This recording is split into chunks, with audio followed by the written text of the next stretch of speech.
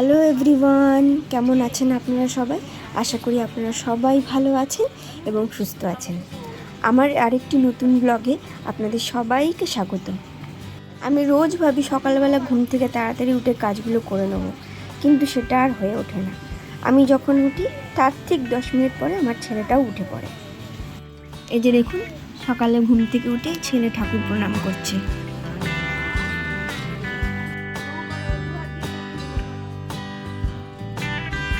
ওষুধ খাওয়াবো।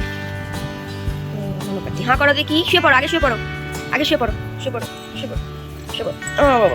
হ্যাঁ করো, আ করো, এক, আ করো, গুড বয়। ওটাই নেই, আমরা উপরে চলে এসেছি। আজকে রান্না হবে নিরামিষ, উচ্ছে ভাজা আর হবে মাশরুম। মাশরুমটা আমি কেটে নিয়েছি এদিকে, আর এদিকে গৌরী দেখছি ভিন্ডি ভাজাটাও বসিয়ে দিয়েছে। আর আগে থেকে ডাল হয়ে গেছে, মানে ও এসে আগে ডাল করে নিয়েছে। আর আমার ছেলের খাবারটাও এদিকেও বসিয়ে দিয়েছে।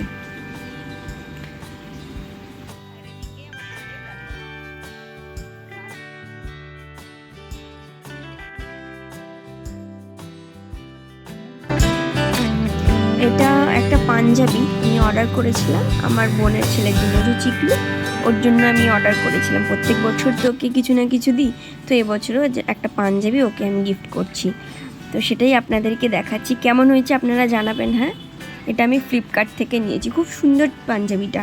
পাশে ছেলেটা বসে দেখছে, ও কিন্তু এতক্ষণ খেলা করছিল।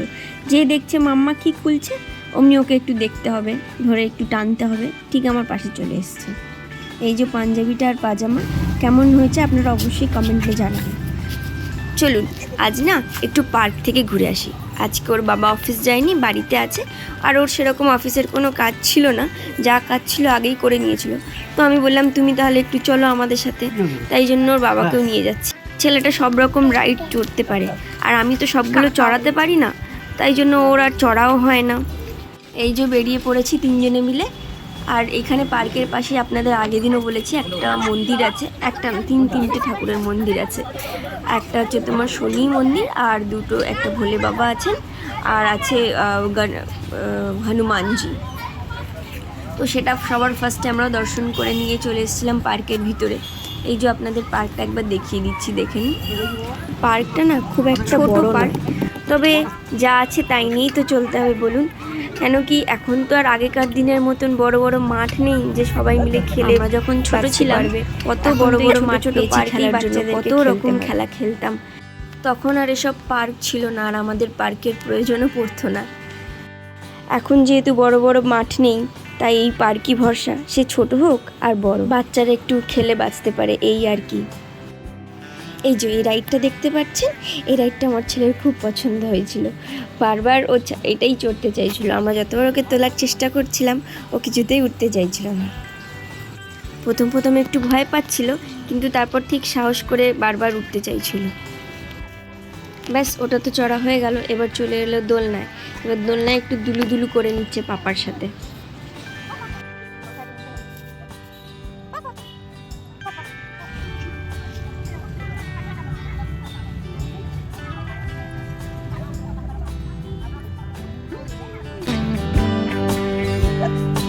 পাশে একটা ধোঁয়া উঠছে দেখতে পাচ্ছেন, ওটার জন্য আমরা বেশিক্ষণ থাকতে পারলাম না, জানেন তো।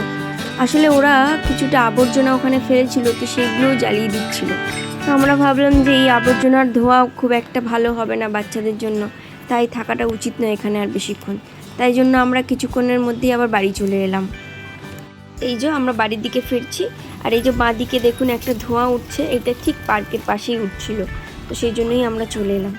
আস্তে আস্তে এই দুজন মহারথীর সাথে দেখা হয়ে গেল।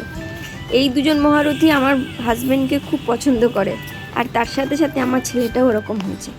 কুকুর দেখলে যে ওর কি ভালো লাগে, ওদেরকে ধরতে যায়, ওদের সাথে কত কথা চিৎকার করতে থাকে, ওর খুব পছন্দের জিনিস।